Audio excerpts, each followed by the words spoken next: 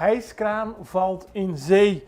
Dat gebeurde zaterdagmiddag. Toen moest de politie naar het Pen Resort nadat er een melding was binnengekomen dat een hijskraan in het water was gevallen. U ziet het op de beelden. Bij aankomst trof de politie een hijskraan aan die volledig onder water stond. De eerste informatie die de politie kreeg gaat over het feit dat de kraan bezig was met werkzaamheden voor de ontwikkeling van de kust.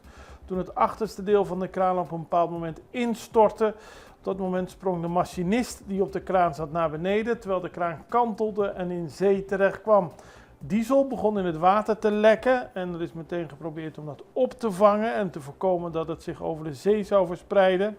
Het heeft ook nogal wat voet in de aarde gehad of in het water gehad voordat de kraan daadwerkelijk kon worden opgetild. Zo werd de diesel en olie, dat was een groot probleem, maar ook de zwaarte van de kraan was lastig om hem weer uit het water te krijgen.